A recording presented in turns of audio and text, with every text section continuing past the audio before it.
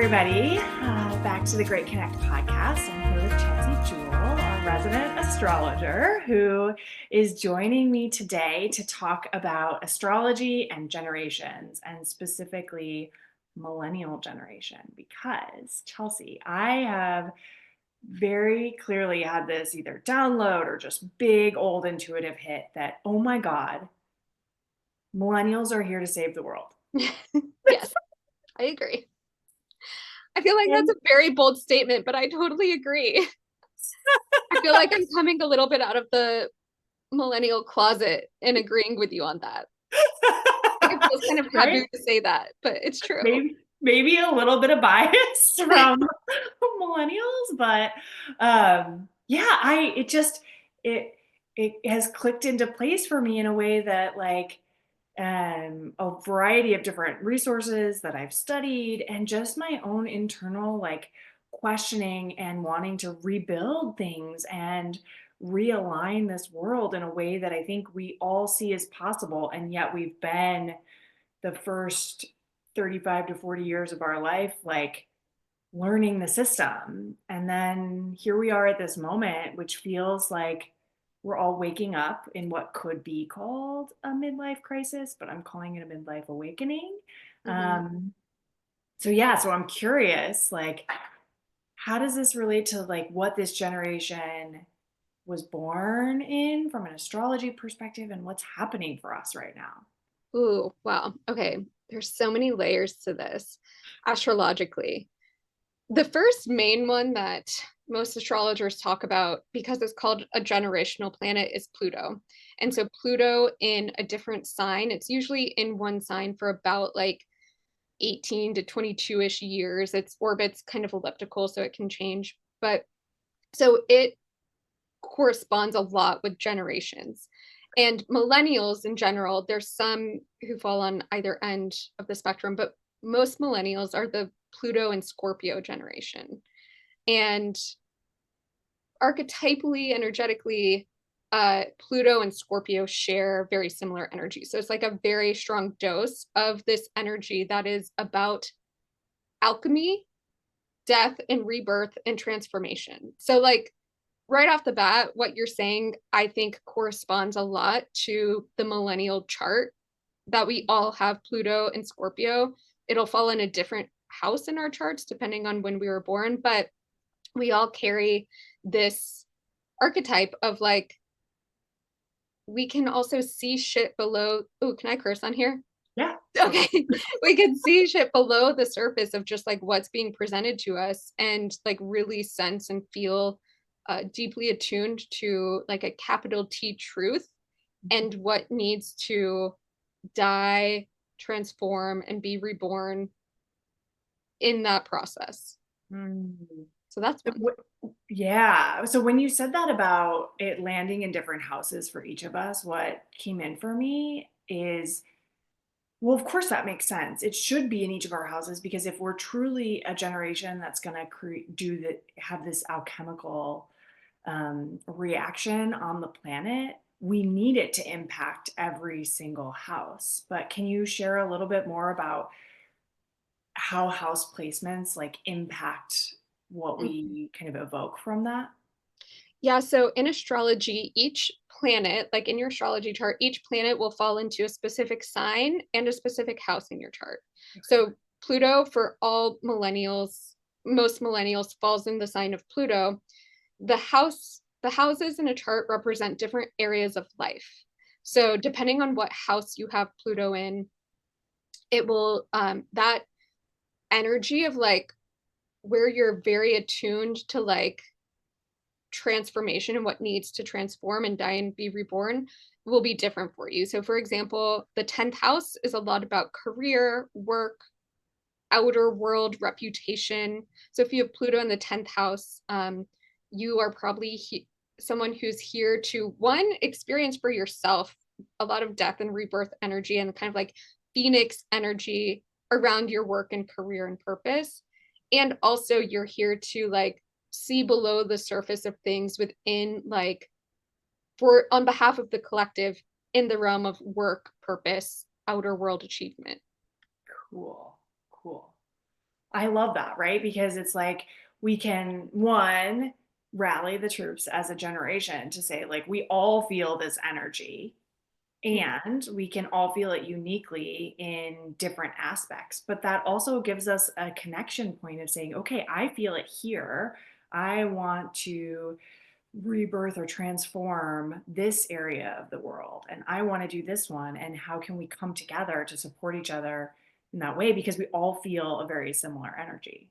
Totally. And the other thing that's unique for each of us, depending on the rest of our chart, are the aspects that Pluto's making to other planets. So, for example, in my chart, I have Pluto conjunct my ascendant or my rising sign. So like I am a very what you would call Plutonian person. Like I just come in with a lot of intensity and like depth and need for transformation.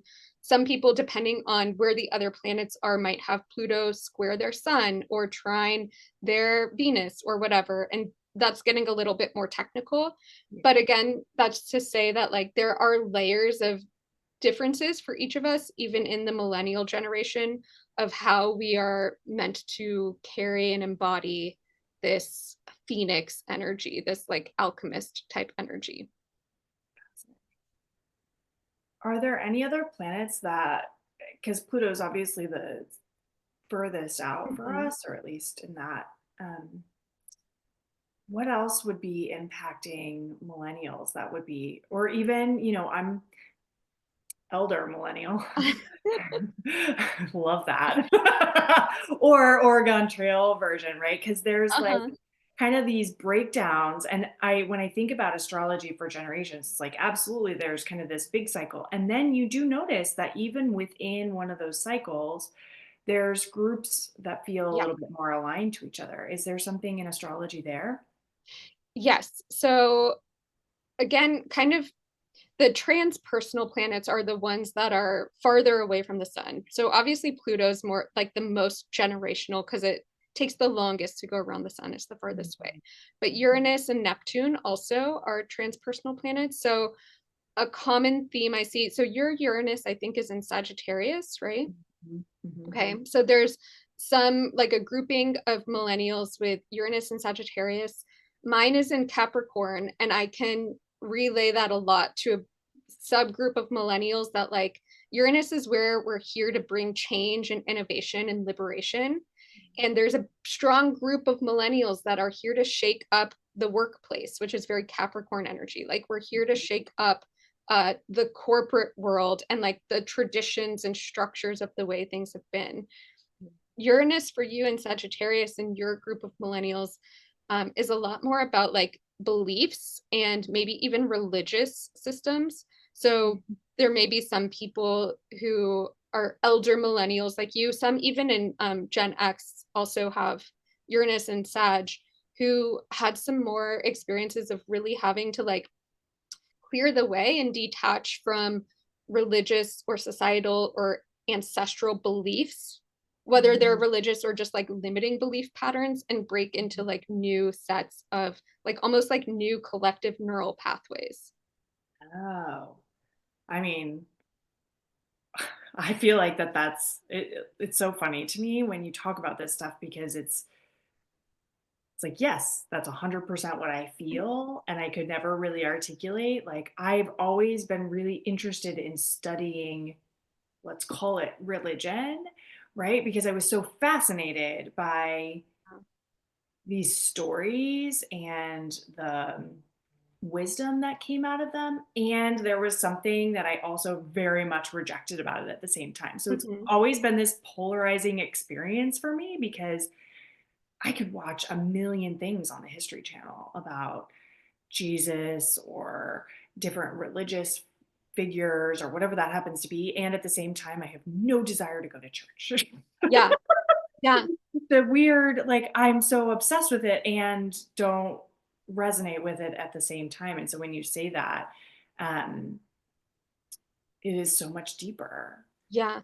It's kind of like you have to spend some time and energy invested in the thing that you're here to disrupt so you can see it Mhm. clearly and see like what needs to be disrupted. And that's how I feel with my Uranus and Capricorn. I mean, I spent the first 10 years of my career in corporate America working for big corporations Yeah. in the belly of the beast that I'm here to disrupt. Right? I feel exactly the same way. It's almost as if I have this, um, talking about rebirth. I was just talking about this the other day, right? Which is like, what are you going to do with this one precious life? I'm like, oh, I've had multiple lives all in the same life here. That is very Pluto and Scorpio as well. Like, yes, exactly. Right? Like, wow, that person, I enjoyed that part of my life, but wow, does it feel so dramatically different Totally. where I am today? And so much of that felt very me in like you're saying about this corporate world. Like I felt really good. There was a lot of positive stuff and also stuff like this does not feel good and why is this happening, and lots of questions, right? Like just lots Yep. of questions. But I think you're right. Like I think about this all the time, even with my kids, and thinking about how if you don't experience it, you almost can't question it, right? Yeah. Because you're on the outside rather having been in the belly of Yep. the beast. Yeah. I think on that note, like two really good words that you could associate with Uranus and wherever it is in your chart would be awakening. It is a planet of awakening. And also, there's an element of deconditioning, especially right now, of like you had to go into the system and you got filled with probably a lot of things that aren't actually aligned with your true self and soul, but it's so that you could decondition, refine, reclaim yourself, and help liberate other people Yeah. from those matrix like ties, whether in like belief systems or religion, in the corporate world, etc. Ah. I mean, that just makes so much sense, right? Yeah. Like we get so frustrated being in these systems, and yet how can you know what to change if you don't experience what you don't like? Yeah, exactly. Yeah. I mean, how many people so talking about the corporate world, it has always been this obviously makes so much sense when we talk about it this way. I was always so frustrated by consultants. Irony of the greatest degree, right? That like now this is part of what I do. But to your point, I've lived it. And so often the frustration that I had with consultants that would come in is they'd come in, be on the outside, ask a lot of questions, and then tell you what to do and then leave. And it's like, you actually have no idea how things work Yeah. here or how to do things. Like, how can you just come in and like wave your magic wand and say that this is the right solution? You're not in it. You don't get it. Yeah. Um, and that feels exactly like what you're saying is for all of us that are kind of moving through this awakening process and really questioning the systems that we're in, we've all had to be in the system Yeah. to be able to say, okay, and I would say from a rebirth or even thinking about the phoenix, we have I think what's really important is not to throw the baby out with the bathwater because Yeah. there is value. Yep. And how do we just parse out or discern like what is the value? And I think that that's because you had to be in it, Yeah. that there is good people, there are good things that happen. And if you stood on the outside and just said, what is this shit show? You Yeah. would just like wipe it all off, right? Totally. And start from scratch.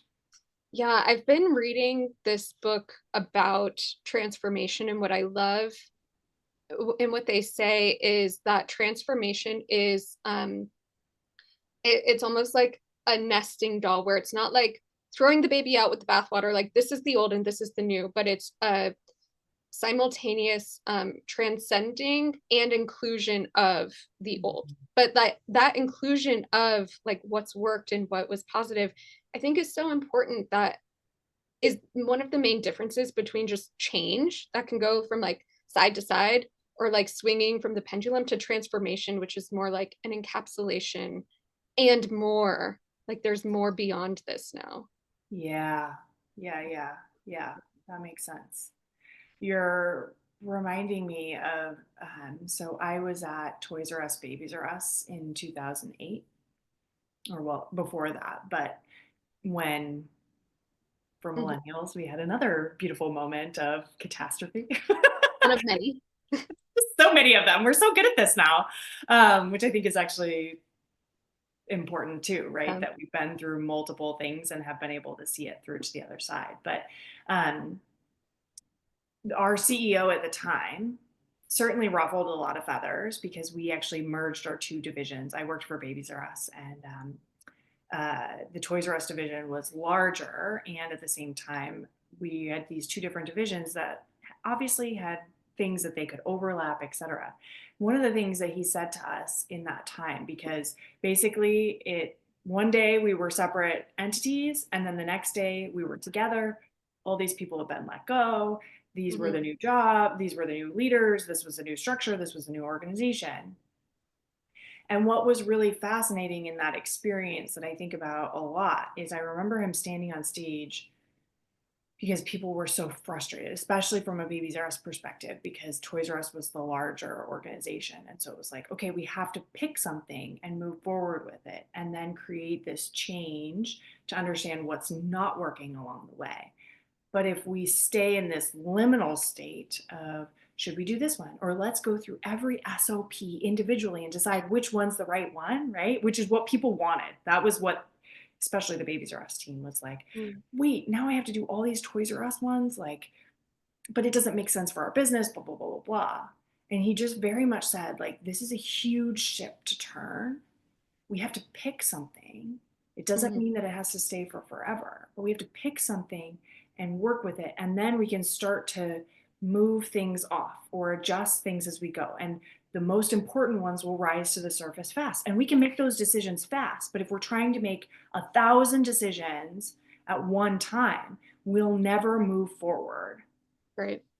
And what you're saying about this nested change and nested transformation, that feels very much like that, right? Because, or at least in my perspective, feels a lot like that because we could stay in a liminal state of trying to make all the decisions, but actually the action and the moving forward helps us change the next best thing, the next best thing, the next best thing Right. as we go. Yeah, what you're making me think of too, is a very important theme that's coming up right now. And there's a couple things I'm thinking of actually that I'm like, why are we having this conversation about millennials being here to save the world right now? There are multiple things astrologically going on. One thing that's happening now at the start of 2025 and into like middle of 2026 is the south node for everyone is in the sign of Virgo, which is it tells us what we're releasing a bit, and the north node is in Pisces. And what you're talking about fits into this because with the south node in Virgo, we are releasing a lot of our knee-jerk need to control and to know or plan out and strategize the answers ahead of time, like this, like, oh, we're going to have a 5-year plan or a 10-step plan before we start taking any action. We're releasing some of those tendencies because like we're moving into a very quick uh age astrologically as well, where like change is going to happen rapidly, and if we're not uh adapting and adjusting as we go, we're gonna get stuck. Yeah. The north node in Pisces is helping us in that process lean into trust and surrender and kind of like flowing with responsive to like what's happening now. Yeah. As a Virgo rising, this feels like really potent for Yeah. me. Because I see that high side and that shadow side of Virgo very much in myself, right? Like, I love some good control, and these are Plan. the this is Yep. the plan. Here we go. Like, this is where we're going, right? And it has been really, really important for me to pull back from that and surrender in that way of like, okay. And actually, just yesterday, I had a conversation with one of my team members. We were talking about, I was like, okay, I really want to flow.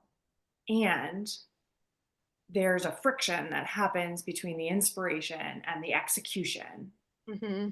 And how do we make it easeful in between so that we can move from inspiration to execution really fast without planning, right? With allowing that like flow to happen and just the natural stuff. And she was like dying laughing because the word we're using is templatized flow. Yeah. We're like, how do we just create the tools that Ooh, allow us to flow yes. easier? Yeah. That's one of like the biggest questions of my life too. I think for a lot of us, especially as we're moving from one way of being to another.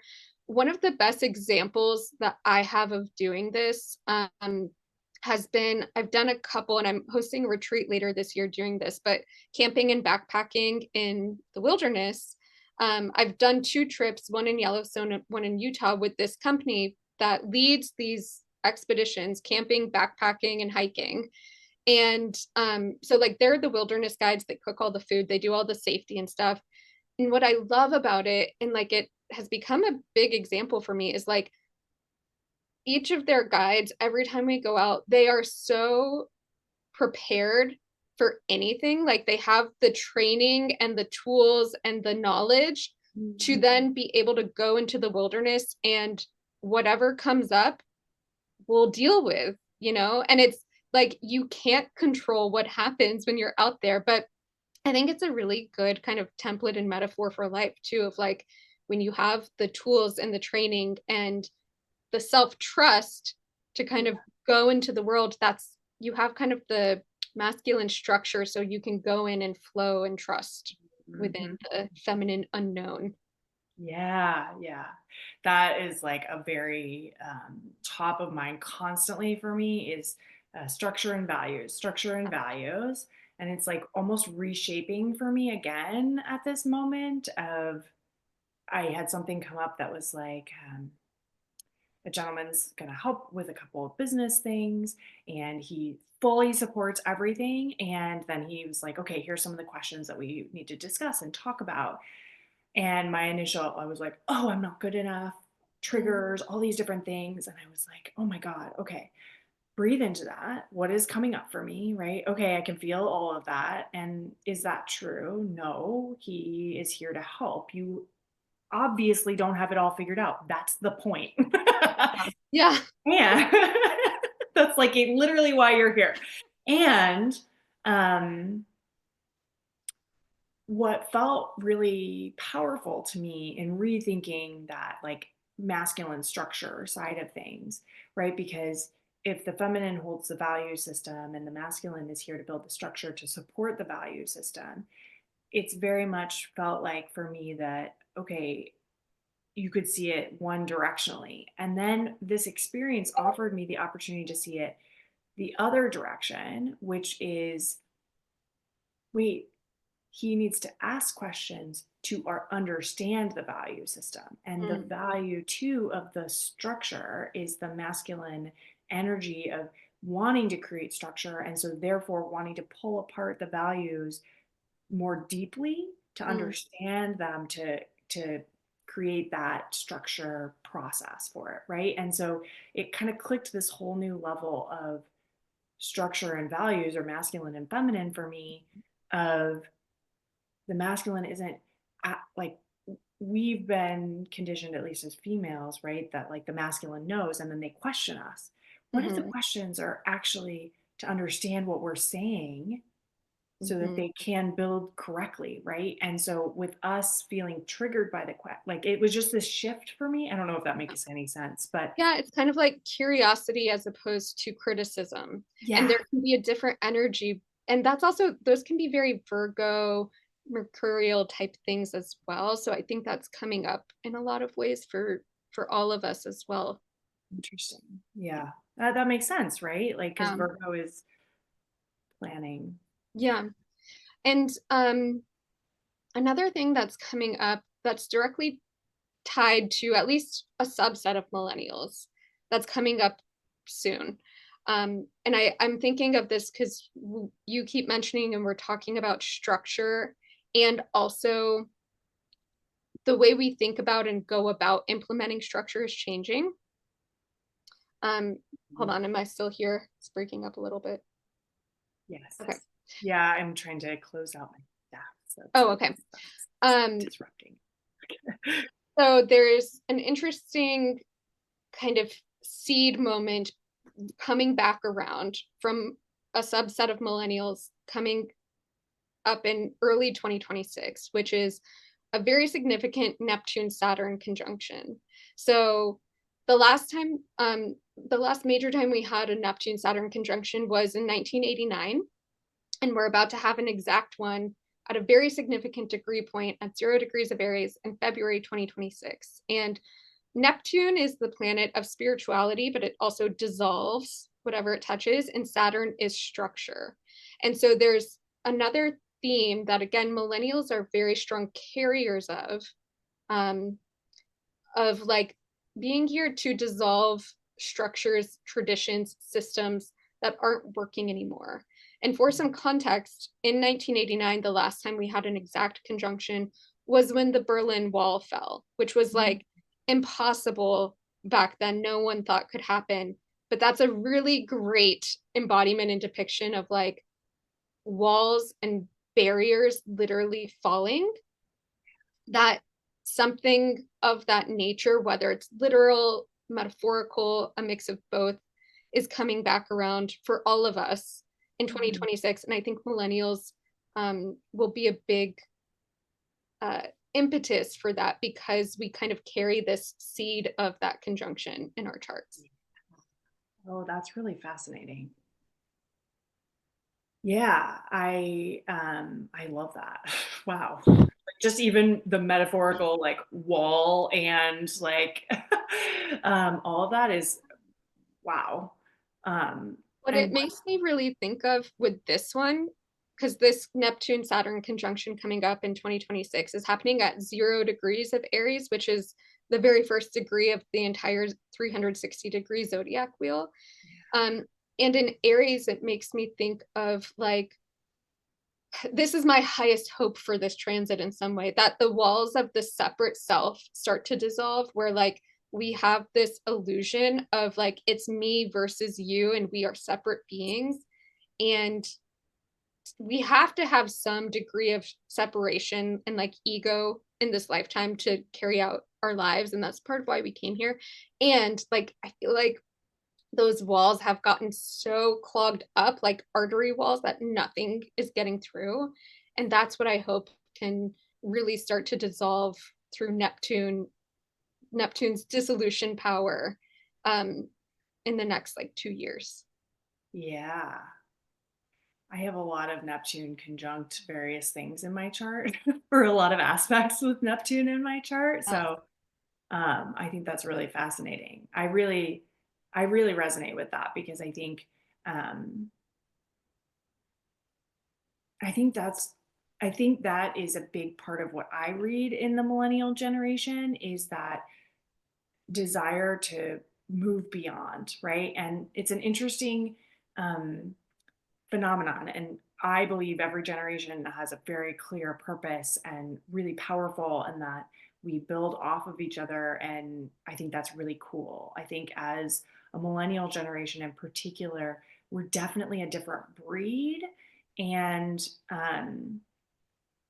we see things very differently than I think any Mm-hmm. other generation has before, Yeah. in a way that like I've always wanted to learn from anybody, no matter their age, Yeah. older or younger. Whereas I think before that, it was the generations a couple before us were less that. And to your point about like the Scorpio energy wanting to like pull things up, what I feel from a millennial generation is a lot around action, right? And so there's more desire to create the change, not just observe the change. Mm-hmm. And it just that it, for whatever reason, this group feels that way to me versus the I see it and I'm going to do my thing, but it's my thing.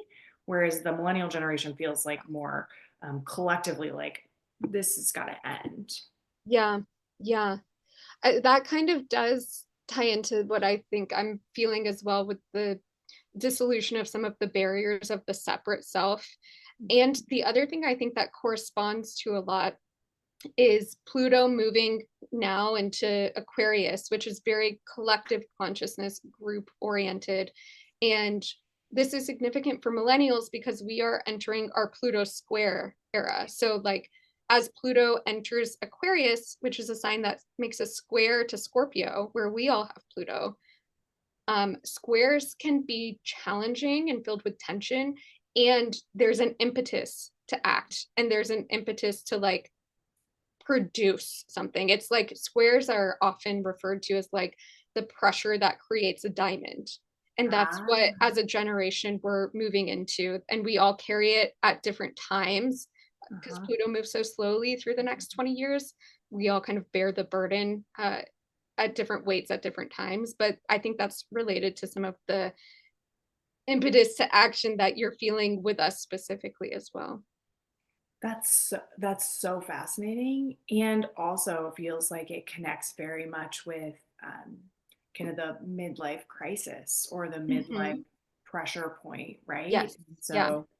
so, I never that's brand new insight for me, Yeah. and that's really cool to think about it as that way of like, yeah, we kind of get to this moment where it creates that pressure point, and then it's so funny. I said this years ago. It's like, okay, when you feel that pressure, you get to decide, are you going Yeah. to be a diamond or are you going to be a coal and Yeah. like fuel for somebody else, right? Like you're Yeah. at that moment and you get to decide which kind of that pressure can create two different outcomes, right? And so um that's super cool.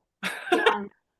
I know, and there's so many applications of this too, because I'm like, again, my mind keeps going to like, there's a reason why we're having this conversation right now. And I do feel like a lot of millennials, uh, with the impending Pluto square in their chart, and probably some other, maybe like Uranus opposition and things going on in their charts, but there's this sense of pressure that feels like I've been gathering experiences my whole life of phoenix like death, rebirth, transformation. And something is calling within me to put this into practice in a bigger way for more than just myself. And I think that's going to mean different things for each of us. But there is this kind of collective sense of like, our time is now. Yeah, yeah, yeah. I'm curious too because Saturn obviously has a different energy, but it moves on that kind of like 7-year cycle, if I'm correct in that. Is that right? Um, it goes through each house for 2.5 years at a time. So it comes back around in 30-year cycles. Oh, okay. Okay. Okay. I knew there's something that was like your Saturn return and when that happens and that can move, um, shift a lot of energy for you. So I was Mm. thinking that it was, connected potentially to that like 40. Well, so you go through a Saturn return around 30, around 60, and around 90. However, um, like for me, a lot of millennials will have Saturn in Capricorn, like I do. And so as Saturn moves next year and into 2027 into Aries, we'll be in a Saturn square as well, which is another kind of pressure cooker diamond Okay. kind of energy. Okay. Okay. Interesting. And you may be, do you know where your Saturn is? I can look. Is it also in Sagittarius I or maybe in think so. Scorpio? Um,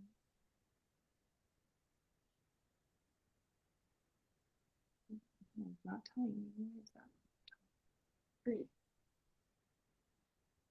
Uh,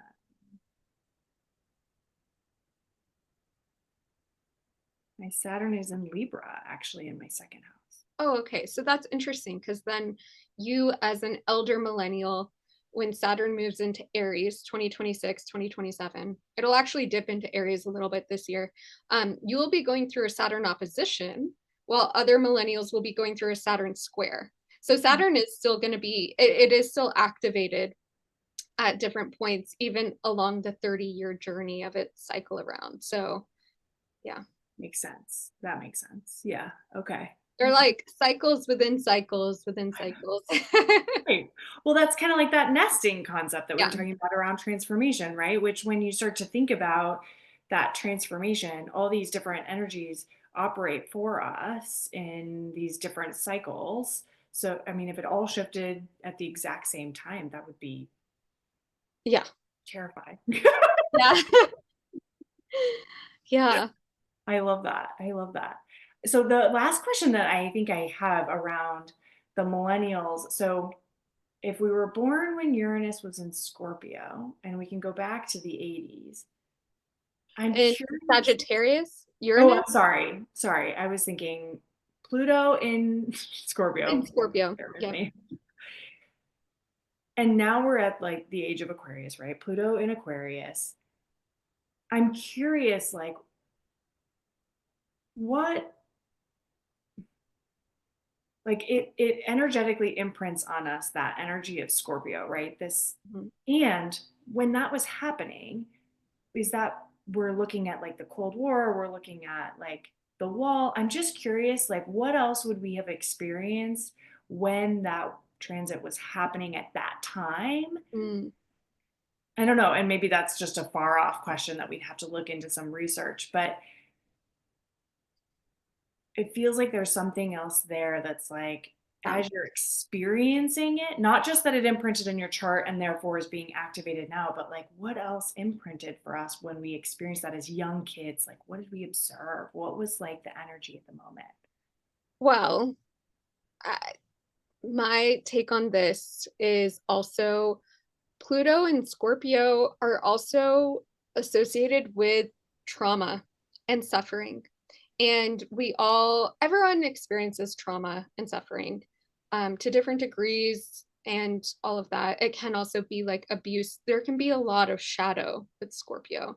And so I also associate millennials and like not only what we're going through now, but what we've grown up through is like, I think, have been the first generation in mass to normalize therapy and like going back and like actually looking at the shit and the shadow and like using it as fertilizer, as alchemists, um, for our growth and healing and transformation. And so that might be more unique and personal and individual, like what traumas or abuses and what level we faced of that. But I think the difference is like almost every millennial I know has gone to therapy or done coaching or done some sort of healing or alternative healing thing, which like in the generations before us, you shoved all that under the rug and you ignored it. Yeah. It wasn't polite to talk about or look at it. So I think that's one of our biggest catalysts and strengths as well. Mm, that makes sense, right? Like, and to the point of like Scorpio, like you had to be in the darkness, like you're bringing it up and out. So it's not just us living that energy in this moment of saying what's under the surface now that needs to be brought out, but utilizing all of our own experience in the shadow to fuel ourselves to go forward. Yeah. And I mean, the way I see it too is kind of like in the same way I talked about like the wilderness guides and how they're so prepared to go into the wilderness. I'm like, our whole lives have been preparing us with the tools to face the shadows and the trauma and the pain and turn it into something else. Because as Pluto's moving into Aquarius, we're stepping into a different role of having to carry and do some of that on bigger collective levels. So we've had the whole training of being in the darkness, making the unconscious conscious within ourselves and our lives and whatever we've been through. And now we are kind of like the pioneers in a lot of ways, leading that for more than just our individual selves. The way that you said that really struck a intense chord for me because as I was thinking about the different layers and levels of like what I think millennials are resurfacing, this is a dumb and yet so important one, which is like, I never learned how to cook. Everything came out of a box. uh, um, or from the microwave or whatever it is, right? And while those were at the time technological advances, what you're saying to me is hitting in a way that's like, right, we actually had the wisdom withheld from us. Is kind of how I feel. That's my personal experience is I didn't learn anything about my body. let alone emotions. I mean, I think we all get the emotional thing. And we're also all recognizing that, like, wait, I didn't learn anything about how to function in this body or how to feed it or why I fed it or any of this, like what feels like this ancient or indigenous, like wisdom that comes with being in this physical Mhm. body. And so when you say that, like about it being in the shadows, like I literally have this visual of like the millennial generation having being, kept or under the blanket from all of this, right? Well, you don't need to know about that. You don't need to know about that. You don't need to know about that, Yeah. right? And so one, we've all kind of asked questions for a really long time and was the generation that everybody was annoyed by because all we kept asking was why. And still do. Yeah. Still do, still absolutely do, right? And that makes so much sense because nobody told us why. There was no why. It was just do what you're told. This is the way things are because I'm the parent. So, like, listen to me. Yeah. It's so fascinating to me. Like, so right before Scorpio would be Libra. Libra. Interesting. Huh. So, the generation before us with Pluto and Libra had their own role. And they were one of the first generations that kind of normalized divorce in a way. And like, um, started, I think, to try to rebalance some of the scales with like women's empowerment between like the masculine and feminine. So like they also played a big role in their own way. If for anyone who's like deeply interested in this and Pluto, my favorite astrologer, Stephen Forrest, has a book called The Book of Pluto, and it's really great. And it talks a bit about Pluto through the signs and the generations, and then it also talks about Pluto in each house placement. So it's a really good resource, and it does illuminate even more deeply a lot of what we're talking about and kind of the gifts and psychological burdens of each generation. Very cool. I'm definitely, I'm adding that to my list Good because one. yes, I find this evolutionary cycle so fascinating to me, which is probably why astrology resonates so deeply with Yeah. me because of that component to it. But um, no, I like thinking about that and how those shifts happen and this energy of like what was happening in that time, like what did we experience as kids that is impacting us now. And you see so many people like learning how to bake and how to cook and Mhm. wait, all I have to do is grind up the apples and I have applesauce. Who knew that it didn't have to come out of a box or out of a can or Yeah. a jar, right? Like I can't tell you the number of dumb realizations that I have had that's like, Yeah. oh. Yeah. I mean, there's that level of it. There's also the level of like, um, our Pluto and Scorpio generation uh are very much truth tellers, and like we're gonna make shit uncomfortable because we're not going to like we're gonna name the elephant in the room, Yeah. and we often individually and collectively get scapegoated for that, but like it shows up in like these kind of mundane ways and these really big significant ways as well. Yeah. I would be interested, and we didn't prepare for any of this, but maybe in a part two, we could do this and look at it from like corporate or well a progression of the millennial generation over a couple of significant time periods because the Mm. one that's coming up for me very prevalently is I have a strong memory of being in a corporate training, and I think we talked about this off camera a couple days ago, which was okay, these millennials are coming into the workforce and they have different demands and you have to work with them differently. They don't do this, they don't do that, they question this, right? And I remember sitting in this huge ballroom hearing, and I was like, does anybody know that I'm one of these? I'm like an undercover millennial agent here. Like, should I not, should I reveal myself or should I not reveal myself? Right? Like, oh my God, this is intense. Yeah. And so I'm kind of curious because I very much recall as the millennials started to enter the workforce, just as it happened with Gen Z as well, and as it would with every generation, right? It to some extent is it was like, whoa, we did it differently. We were like, hey, Mhm. I got my work done by 3 o'clock. Why do I have to stay till five? Mhm. I don't Yeah. understand. Well, it's that questioning again of why? Why are we doing things this way? And Yeah. most of the time, the overarching answer we received in work or in whatever area of life was because it's always been this way. Yeah. And That's we're the way like, it is. well, we're here to transform stuff, so that's not good enough for us. Yeah. Yeah. Yeah. But I need to know why. Yeah.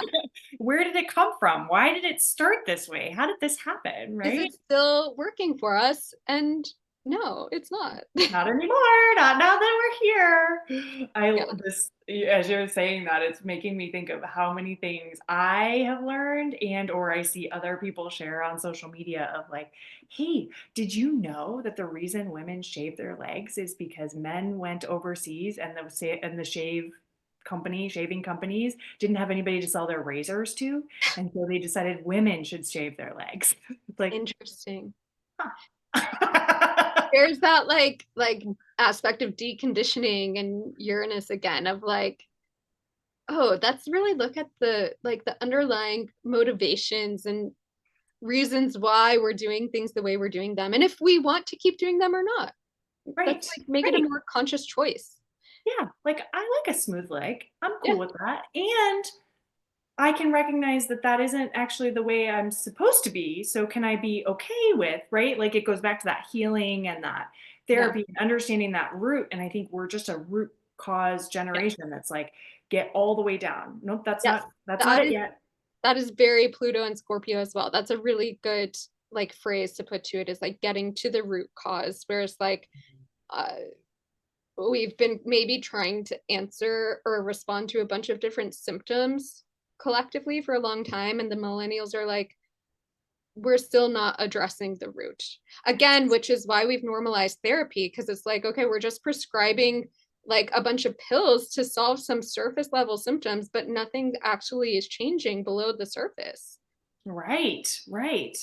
And it makes sense from like a career perspective too, right? It's like, oh, well, that resolves when you get the next job and you do the next thing and you get an MBA or you do this or you do that or whatever. All these things resolve. And then all of a sudden we've got to this point in our career where we're like, that didn't solve anything. Yeah, It's I actually still worse. I still have the same underlying emptiness that I'm Yeah. trying to fill with work. Yeah, wait a minute. This was supposed to be the dream. And Yeah. this dream doesn't feel like one that I would create. Yeah. I know, like, I think one thing I would maybe like kind of summarize the visual and metaphor that's coming to me is like, especially in the industrial era and the industrial like machine, I feel like millennials are like the wrench or whatever that got thrown into the machine that like has turned the whole thing to a slowdown and a stop. And it's because the industrial machine was about to like run its and it still is about to run itself off a cliff. And millennials got kind of thrown into it as like, break this. Yeah. Yeah. Yeah, absolutely, right? Like, why is this machine running? And what, what is happening here? Yeah, Yeah. I love that. I love that metaphor. And the thing that I just keep seeing is like so many amazing things are under the earth, right? Like I keep getting like a root vegetable, a potato, a carrot as like a visualization. And the millennials are like, okay, I'm gonna go down there and I'm gonna find it. And Yes. once I find it, I'm going to bring it out into the light because look at how nutrient and dense and like beautiful and supportive this is once we get to the root, and let's like bring it up because it's time to harvest those things so that we can plant the next, right? And then we Yeah. get to decide what that is. Yeah. Yeah, and on the flip side, like that's also bring up the roots that are diseased at their source. And it's going to be really ugly when we pull them up because that stuff is rotten and smells. And we're seeing a lot of that now. Like we're seeing a lot of rotten stuff come up to the surface. But that's part of our role generationally too, is to like either be the ones uncovering or be kind of the energetic holders of this archetype of, it's the archetype of apocalypsis right now, which is the veil being lifted, the truth being seen, and that is very Plutonian. Yeah. Yeah. Yeah, that makes sense. And you're right, right? Like if I'm going to plant a new garden, if I go Yeah. through and I get to the spring and I want to plant the new seeds, I can't plant new seeds if the whole bed is Yep. diseased and Exactly. so I got to clean it out. And so we're Yeah. just in that clean out. And I would just like to leave us with like the whole reason that this conversation is so powerful is because we're in it right now. Yeah. And I really just get this strong sense and urge that if we as a generation can see each other in this way and Mm-hmm. understand that this is what we're here to do and like link arms and empower each other, I know.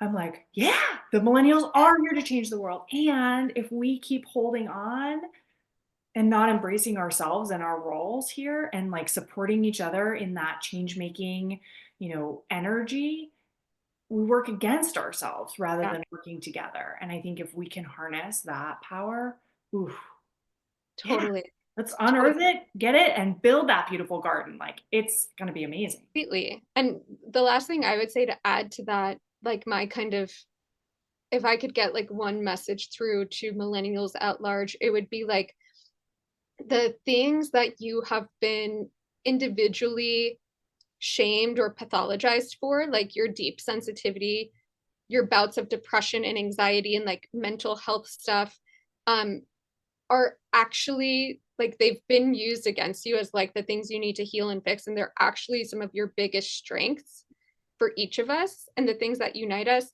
And it's because we're like the canaries in the coal mine and you are responding normally to an unwell society.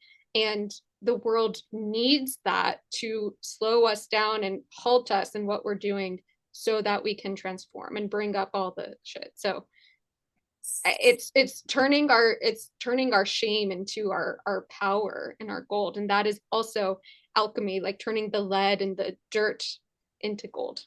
Yes, yes. You make me think of, I talk often about the water wheel, right? So, like, the water is what we're taking things from, and we're doing our own personal work as the wheel. That's what makes that's what makes the energy happen, right? Is the water. So, you got to take what you've been given, do your own work to understand it, to alchemize it, to harness it, and then offer it back in. And Yeah. that is like how we create that change. And it's together and it's each of us doing our own work. And I think you and astrology is such a powerful tool to understand some of these energies that sometimes I can't even put into words. I'm like, I have no idea why this comes up for me. And then it's like you look at the astrological imprint that happened, and I'm like, oh, it Yeah. wasn't somebody said this to me or some situation that happened. It was just the energy that imprinted into me to create this. Yeah. Um, and I think that tools like this for self-discovery are really powerful with therapy, right? Like all Yeah. these different pieces that we're bringing to light as a generation feel so transformative for us because they Mhm. are that alchemy. I love Yeah, that. they're part of our tools in the tool belt so we can go into the wilderness and flow instead of having to chart out every move of what's going to happen when we don't know. Yeah, yeah, absolutely. This is amazing. Okay, more of this on other topics, but I Yes. was so loved jumping into the millennial generation and what's happening for us and that rally cry for us to come together and support each other. So, Yeah, me too. I think it's so important right now. So thank yeah. you for generating this conversation for us. You're so welcome. You're so welcome. Awesome. Thanks, Chelsea. Talk to everybody soon.